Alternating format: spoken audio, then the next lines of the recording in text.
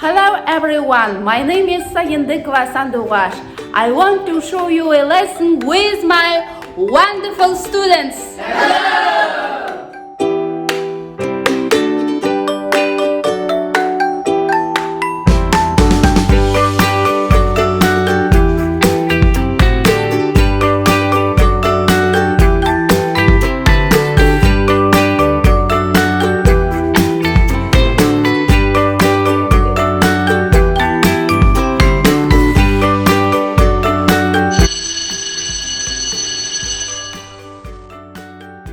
Are you ready, guys? Yes, we are. Well, let's begin our lesson. Well, check. Farisa, who is absent? Everyone is here. Оқушылар, өткен сабақты еске түсіру үшін Quizlet Live бағдарламасына кірейік. Ол үшін тақтада көрсетілген кодты терейік. Қане барлығымыз смартфондарды қолдарымызға алайық.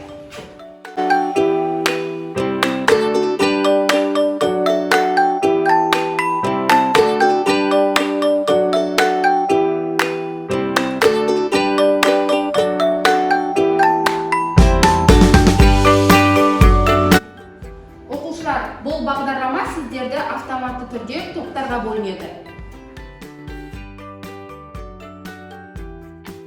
Сіздерді Quizlet Live бағдарламасы 2 топқа бөлді. Морские драконы, страусы. Қане 2 топқа бөлінейік. Бірінші топта Ханна, Абзерей, Шыңғыс, Ақнұр, екінші топта Карима, Досат, Фариза, Бекнұр.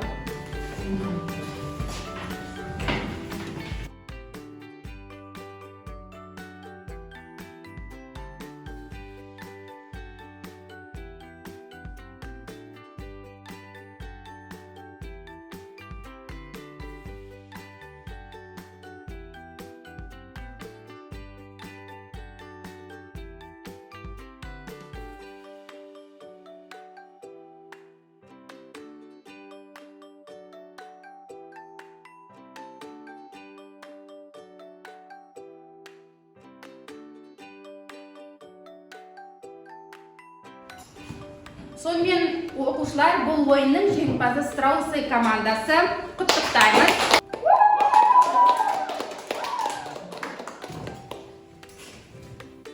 Оқушылар, енді тақтаға назар аударайық. Тақтада геймификация технологиясы.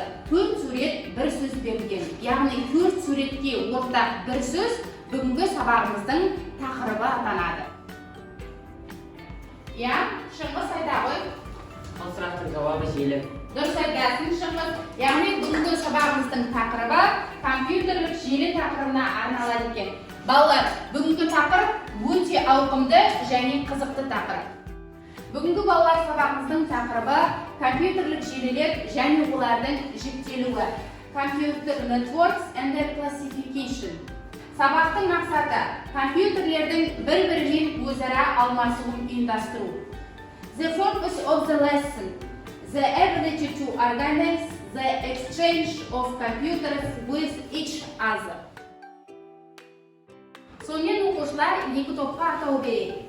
Бірінші топ аймақтық желі, бұл топ өзден топ басшысын сайлау керек. Кім болады? Арзере. Сізге бағалау парағын ұсынамын, яғни топ мүшелерін бағалайсыз. Екінші топ бізде жергілікті желі деп аталады.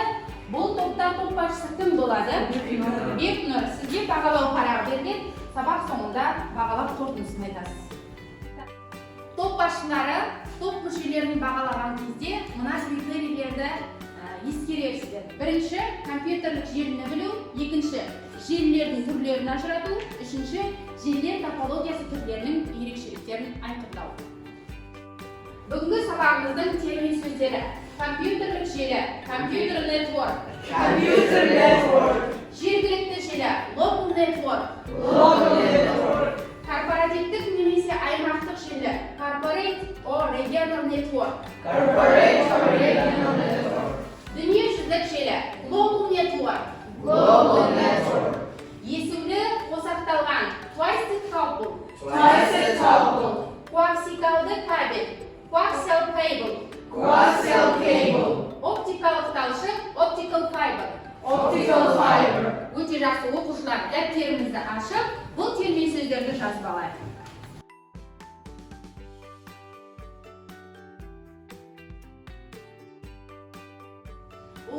келесі кезеңде видео сабақты тамашалайық. Ол үшін алдарыңызда тұрған компьютерді қосып, наушниктерімізді қане бірге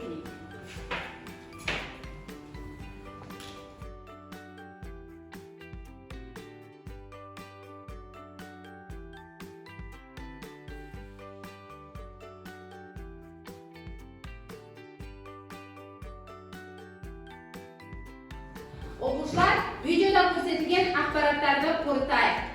Ол үшін сіздерге фотогалереяға саяхат жасауға шақырамын. What is these pictures? What is a computer network? Is a network that arises from the integration of computers into a single system within a city or region. This network is very convenient for large companies and banks. Very nice, Victor. The next, Halima, please. A World Wide is a network of computers connected to a common shell. At present, such a network is the internet. Millions of users interact with each other online at the same time. Okay. Faiza, please. The local network connects computers in a limited area, one room office factory. Each computer connected to the local network communicates via cables using network adapter. Келесі кезеңде оқушылар компьютерлік желілердің схемасын жасап, оларды қорғау, яғни постер түрінде әртүрлі қорғап шығады. Қане оқушылар компьютерге схеманы сызайық, яғни компьютерлік желілердің топологиясына үңілейік. Сақина тәріздес желі топологиясы бір-біріне тізбектеліп жалғанып, жабық шеңбер құрайтын бірнеше компьютерден тұрады. Желіде сигналдар бір бағытта беріледі. Компьютер көрші компьютерден алған сигналды күшейтіп, өзінен кейінгі компьютерге жеткізеді. Орнатылуы өте қарапайым. Кемшілігі, желідегі компьютердің біруі істен шықса, желіде жұмысын тоқтатады.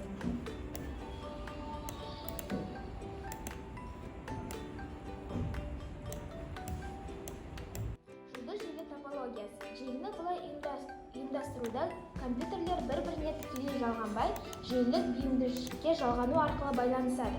Желідегі бір компьютер істен шыққанда басқалары өзара байланысын жоғалтпайды. Желіні осылай жалғау арзан әрі тиімді болып келеді. Жұлдыз желі топологиясы бүгінде ең көп қолданылатын әдіс. Енді жұлдыз желі топологиясының артықшылығы мен кемшілігін айтып кетейік. Артықшылығы орталықтандырылған басқару мүмкіндігі бар. Желі жеке компьютерлердің ақауларына және жеке компьютерлердің ажыратуына төзімді. Ал кемшіліктері желілік бейімдеуіштің сәтсіздігі бүкіл желінің жұмысына әсер етеді.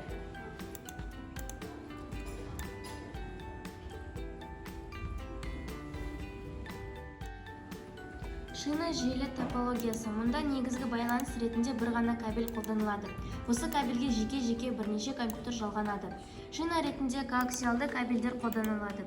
Желінің құрылысы қарапайым, алайда мұндай желінің кемшілігі шинаның бір желі үзілсе, компьютерге өзара байланысын жоғалтады. Шинаның артықшылықтары бір компьютердің бұзылуын желінің жұмысына әсер етпейді. Желіні құруға тек кабель қажет. Кемшіліктері кабельдің үзілуі бүкіл желінің жұмысына әсер етеді. Шектеулі компьютерлер саны.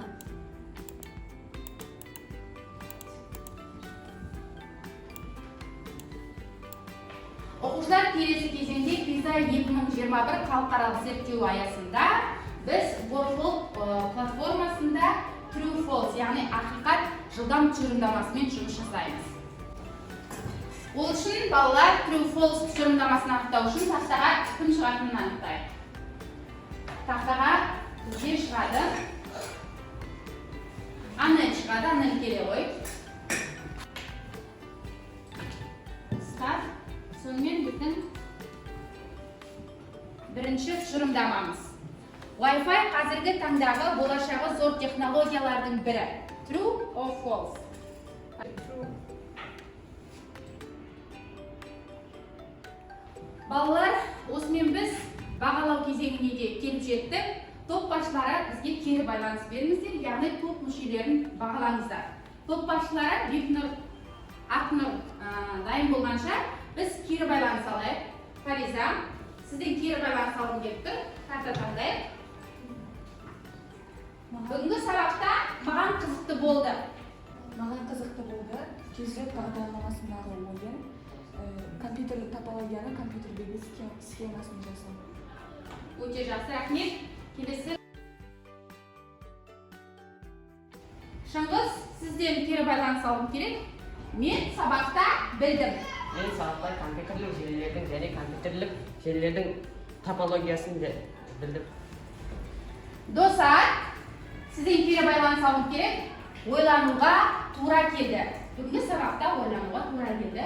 Бүгінгі сабақта қатты ойлануға тура келмеді, себебі түгелі сабақ деген жақсы өтіп, түгелі түсінікті болып айтылды. Өте жақсы, рахмет. Сонымен кері байланыс кезеңі бізде топ басшылары Бекнұр, Ақнұр өздеріңіздің топтарыңызды баға бере қойыңыздар топ мүшелеріңізге. Біздің топтың аты жергілікті желі және де топ басшысы мен, және біздің топтың мүшелері мен және де Фариза, Карима, Досап. Бізде жалпы ұпай әрбір оқушыға 10 балдан беріледі. Өте жақсы. Себебі көзілдер лайф ойынында біз бірінші орында жеңімпаз болдық. Өте жақсы. Галереяны сөйлетіп, дұрыстап түсіндірді және де True or False та жақсы айттық. Өте жақсы, рахмет Бекнұр. Бағалағаныңызға. Ақнұр, сіз өзіңіздің топ мүшелеріңізге бағалап берсеңіз. Біздің тобымыздың аты аймақты желі топ басшысы мен, оқушының аты жөндері Шыңғыс, Ханна, Анель, Ақзере. Мен барлығына 10 қоя қойдым, себебі барлығы белсенді қатысты, барлық ойындарда көмектесіп, қатысып отырды. Топпен жұмыс жасай алдыңыздар. Біз топпен жұмыс жасай алдық, және де екінші топқа көмектесіп отырдық, сол үшін мен барлығына 10 қойдан қойдым. Өте жақсы, рахмет Ақнұр бағалағаныңызға. Оқушылар, сонымен біздің сабағымыз аяқталды. The lesson is over. Thanks for activity lesson. Барлықтарыңыз сабақты жақсы белсенді қатыстыңыздар. Сау болыңыздар. Goodbye.